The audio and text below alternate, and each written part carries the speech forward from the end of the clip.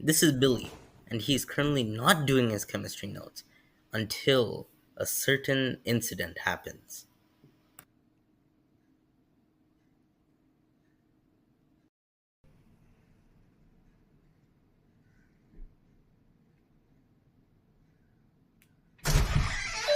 Ah! Whoa! Hands up in the air!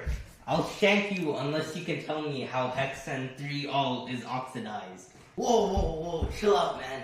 I'm sorry, but I'm too dumb. I never paid attention in chemistry. I don't know how to oxidize Hexan-3-ol. What even is that? Well, please don't shank me, but is it okay if I call my dad for help? You know what? I want to shank you right here, right now, for being too dumb, but I'll allow you the privilege to call for your father. Dad, please, come here. I need assistance. What is it, child? What do you need? I have come here to help.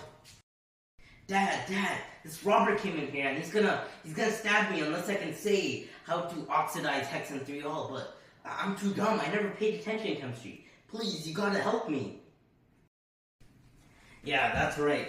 Unless you can answer how to oxidize Hexan-3-ol, I'm gonna stab your kid. Stab him to hell. Hexan-3-ol? Let me think. Of course, no problem. That's easy. Hell, I can answer any follow-up questions you have too.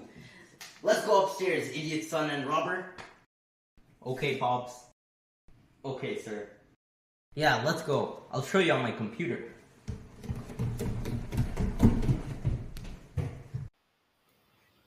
Okay, so let's start. We're doing the oxidation of Hexan-3-ol.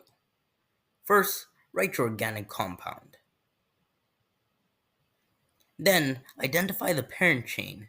Hexan is the parent chain, meaning we'll have 6 carbons. Then, identify the functional group, being 3-ol, meaning we'll have alcohol on the 3rd carbon. Then draw the structural diagram and remember to number your carbons and place the alcohol on the 3rd carbon, which should look something like this. Then we'll cover oxidizing agents. There are 2 types, potassium dichromate and potassium permanganate, and we'll be using potassium dichromate.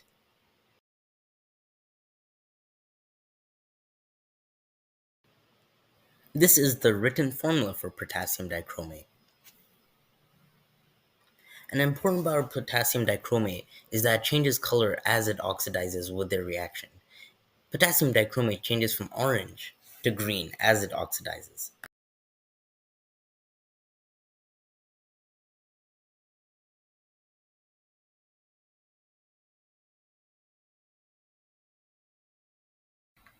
Now we'll finally go on to the reaction. First, write down your reactants, Hexan-3-ol and oxygen. Then put an arrow and write down your oxidizing agent. Then we'll do the same thing but in diagram form.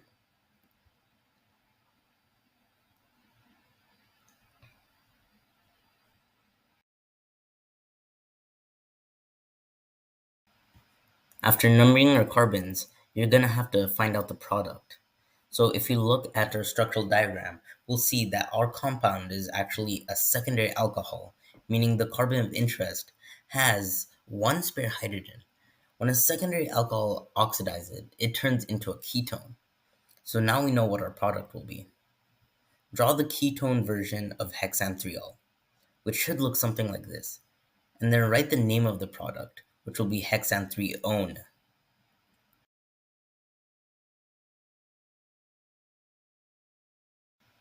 Then we have to show our work. Draw an arrow from the oxygen in your reactant to the alcohol, and then draw a double bond, signifying that a new double bond has been formed. Then we also have to write down the color, which the oxidizing agent was, and then what it changed to. So write orange under your reactants, and then write green under your products. Well, any other questions, Robert? Well, yes, sir. How would the reaction visually change as the reaction goes? Well, that's a darn good question, Robert. Let's go over it. Well, it's a pretty easy question. You'd visually observe your reaction go from orange to green. This is because of our oxidizing agent. And as the agent oxidizes, it changes from orange to green. So there's that question done. Any other questions? Well, yeah. Would the reaction keep oxidizing even after it oxidized once? Well, that's a pretty good question. Let's go over it now. Well, would oxidation occur continuously throughout the reaction? Well, the answer is no. After our reactant oxidized once, it won't oxidize again. We can see this when we draw the structural diagram, and we see that our carbon interest cannot form any more bonds, meaning it can oxidize no longer. Well, thank you, sir. You know what? I think I'll leave and spare your son. Well, thanks, Robert. Honestly, I wish you were my son instead.